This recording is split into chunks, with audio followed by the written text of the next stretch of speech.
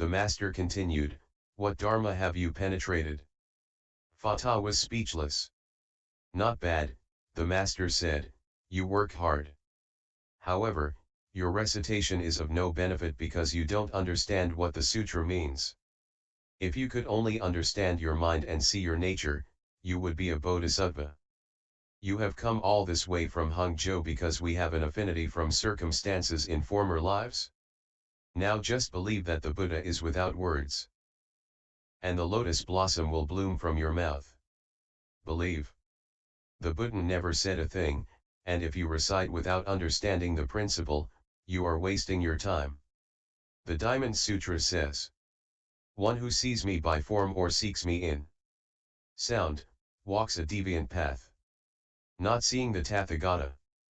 The Buddha taught for 49 years in over 300 Dharma assemblies, but when he was about to enter nirvana and his disciples asked him about the sutras, he said, "I never said a word." Was he lying? The sixth patriarch also taught that the Buddha said nothing, and if you believe this, the lotus will bloom from your mouth. But how does one obtain such rare faith? The sutra's principles exist in the minds of people, they can be spoken by you, they can be spoken by me. Everyone has this wisdom and everyone can speak the sutras. The Buddha spoke the sutras for living beings and the sutras flow from the minds of living beings. Therefore the Buddha spoke without speaking. This means that you should not be attached to Dharma or to emptiness. Nevertheless, you cannot say, "I don't know any Dharma. I'm empty." To understand that the Buddha spoke and yet did not speak is the most difficult and yet the easiest thing one can do. Can you do it? If you can, the Buddha has not spoken. If you cannot, then the Buddha has said too much. Sutra. Hearing the verse, Fata was remorseful and he said, "From now on I will respect everyone. Your disciple recites the Dharma Flower Sutra but has not yet understood its meaning. His mind often has doubts. High Master, your wisdom is vast and great. Will you please explain the general meaning of the sutra for me?" The Master said, "Dharma penetration, the Dharma is extremely penetrating, but your mind does not penetrate it. There is basically nothing doubtful in the sutra. The doubts are in your own mind. You recite the sutra, but what do you think its teaching is?" Fata said, "This student's faculties are dull and dim. Since I have only recited it by rote, how could I understand its doctrine?" The Master said, "I cannot read, but if you take the sutra and read it once, I will explain it to you." Fata recited loudly until he came to the analogies chapter. The Master said, "Stop. This sutra fundamentally is based on the principles underlying the causes and conditions of the Buddha's appearance in the world. None of the analogies spoken go beyond that. What are the causes and conditions? The sutra says, all Buddhas, the world-honored ones, appear in the world for the causes and conditions of the one important matter. The one important matter is the knowledge and vision of the Buddha. Worldly people, deluded by the external world, attach themselves to marks, and deluded by the inner world, they attach themselves to emptiness. If you can live among marks and yet be separate from it, then you will be confused by neither the internal nor the external. If you awaken to this Dharma, in one moment your mind will open to enlightenment. The knowledge and vision of the Buddha is simply that. The Buddha is enlightenment. There are 4 divisions. 1. Opening to the enlightened knowledge and vision. 2. Demonstrating the enlightened knowledge and vision. 3. Awakening to the enlightened knowledge and vision, and 4. Entering the enlightened knowledge and vision. If you listen to the opening and demonstrating of the Dharma, you can easily awaken and enter. That is the enlightened knowledge and vision, the original true nature becoming manifest. Be careful not to misinterpret the sutra by thinking that the opening, demonstrating, awakening, and entering of which it speaks is the Buddha's knowledge and vision and that we have no share in it. To explain it that way would be to slander the sutra and defame the Buddha. Since he is already a Buddha, perfect in knowledge and vision, What is the use of his opening to it again? You should now believe that the Buddha's knowledge and vision is simply your own mind, for there is no other Buddha. But, because living beings cover their brilliance with greed and with the love of states of defilement, external conditions and inner disturbance make slaves of them. That troubles the world-honored one to rise from samadhi, and with various reproaches and expedients, he exhorts living beings to stop and rest, not to seek outside themselves, and to make themselves the same as he is. That is called opening the knowledge and vision of the Buddha. I, too, am always exhorting all people to open to the knowledge and vision of the Buddha within their own minds. The minds of worldly people are deviant. Confused and deluded, they commit offenses. Their speech may be good, but their minds are evil. They are greedy, hateful, envious, given over to flattery, deceit, and arrogance. They oppress one another and harm living creatures. Thus they open not the knowledge and vision of Buddhas but that of living beings. If you can with an upright mind constantly bring forth wisdom, contemplating and illumining your own mind, and if you can practice the good and refrain from evil, you, yourself will open to the knowledge and vision of the Buddha.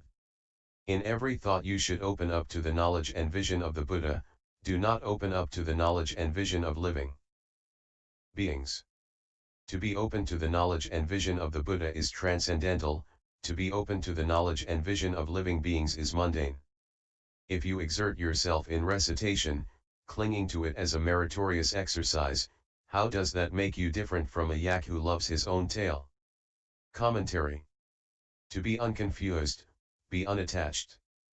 Do not get attached to emptiness or fall into existence. If you suddenly awaken to this Dharma, your heart will open to the knowledge and vision of the Buddha. If you listen to opening and demonstrating, that is, to instruction on the principles of the sutras, you can easily wake up and understand the enlightened knowledge and vision. The Buddha's knowledge and vision is simply that of your own mind, because your mind fundamentally is the Buddha. What darkens your light? Thoughts of greed create thoughts of love. Greed is dirt, and love defiled. The impurities of greed and love cause self-seeking and make you a slave. By now you should have become enlightened. Stop depending on outer conditions, which only make trouble within. Without them there is no trouble, there is peace and purity. There are many varieties of external conditions: eyes, ears, noses, tongues, bodies, and minds, forms, sounds, smells, tastes, tangible objects, and objects of the mind, and the six consciousnesses where sense organs and sense objects meet. When you seek outside yourself, your mind is not at peace, you are upset and anxious, and your mind, originally the master, becomes the body's slave. The Buddhas trouble themselves to arise from samadhi just to tell you not to seek outside yourself. When you quit seeking outside, you are one with the Buddhas, you open up to their knowledge and vision and become just like them. The deviant views and delusion of ordinary people causes them to perform offensive acts. While their speech may be as compassionate as the Buddha, their minds are as poisonous as a snake. Of the offenses they commit, greed, hate, and jealousy are the worst.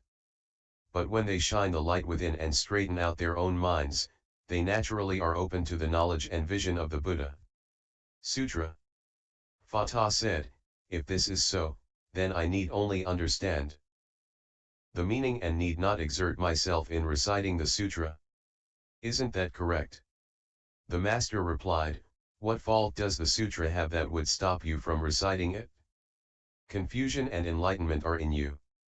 Loss or gain comes from yourself. If your mouth recites and your mind practices, you turn the sutra, but if your mouth recites and your mind does not practice, the sutra turns you. Listen to my verse. When the mind is confused, the Dharma flower turns it. The enlightened mind will turn the Dharma flower. Reciting the sutra so long without understanding has made you an enemy of its meaning. Without a thought, your recitation is right. With thought. Your recitation is wrong. With no with. And no without. You may ride forever. In the white ox cart. Fatah heard this verse and wept without knowing it. At the moment the words were spoken, he achieved a great enlightenment and said to the master, "Until today I have never actually turned the Dharma flower, instead it has turned me." Commentary. If you are confused, your recitation is of no benefit, but if you are enlightened, there is merit.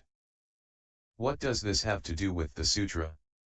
If you recite the sutra and put it into practice as well, you are truly reciting the sutra and turning the Dharma wheel. You set the Dharma flower spinning. But if you recite the sutra with a confused mind, the reciting turns you around so that, the more recitation you do, the less you understand. After more than 10 years of work, Fatah was still unclear, he was a stranger to the sutra. Without false thoughts, recitation is a correct thing, but with arrogant thoughts and conceit about your merit and virtue, your recitation becomes deviant. You should pay no attention to having or not having merit, and recite as if not reciting. Do not be attached, and you will always ride in the white ox cart. The white ox cart is an analogy for the one Buddha vehicle. You ask, if I recite as if not reciting, then may I not recite as if reciting? If you don't recite it, you cannot understand the sutra's principles, and it is not as if you were reciting it. The phrase, reciting as if not reciting as if reciting, is to instruct you to be unattached. But you cannot say, I'll be unattached and forget about reciting the sutra. After listening to the master, Fatah wept without even knowing it, but it wasn't because he had been bullied or tricked. Before, he had stupidly wasted his time reciting the sutra without obtaining the slightest benefit. Now, at the master's explanation, he was so overcome with joy that he burst into tears, just like friends or relatives do when they meet after a long separation. He cried because of his great enlightenment. Sutra. Fatah asked further, the Lotus Sutra says, if everyone from Shravakas up to the Bodhisattvas were to exhaust all their thought in order to measure the Buddha's wisdom, they still could not fathom it. Now, you cause common people merely to understand their own minds, and you call that the knowledge and vision of the Buddha. Because of this, I am afraid that those without superior faculties will not be able to avoid doubting and slandering the sutra. The sutra also speaks of 3 carts. How do the sheep, deer, and ox carts differ from the white ox cart? I pray the High Master will once again instruct me. The Master said, the sutra's meaning is clear. You yourself are confused. Disciples of all 3 vehicles are unable to fathom the Buddha's wisdom, the fault is in their thinking and measuring. The more they think, the further away they go. From the start the Buddha speaks for the sake of common people, not for the sake of other Buddhas. Those who chose not to believe were free to leave the assembly. Not knowing that they were sitting in the white ox cart, they saw 3 vehicles outside the gate. What is more, the sutra text clearly tells you there is only the one Buddha vehicle, no other vehicle. Whether 2 or 3, and the same is true for countless expedients, for various causes and conditions, and for analogies and rhetoric. All these dharmas are for the sake of the one Buddha vehicle. Commentary.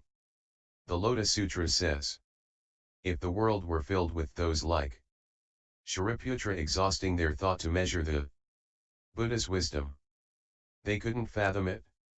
Fatah questioned the master. Shariputra was the wisest of the Buddha's disciples. Now, if you filled the entire universe with Shariputras, and they all tried to fathom the Buddha's wisdom, they wouldn't be able to do it. Great Master, how can you say that when common people merely understand their own minds, they are open to the knowledge and vision of the Buddhas? I am afraid that unless one had supreme wisdom and good roots, one couldn't avoid slandering the sutra. Please be compassionate and tell me how the sheep and deer carts differ from the white ox cart. The Master said, the sutra is perfectly clear on this point. The Shravakas, Pratyekabuddhas, and Bodhisattvas cannot know the Buddhas' wisdom simply because they do try to measure it. If their minds did not have such calculating thoughts, they could understand it. The Buddha spoke sutras for common people, not for other Buddhas. If you don't believe the sutras, you can get up and walk out as you please.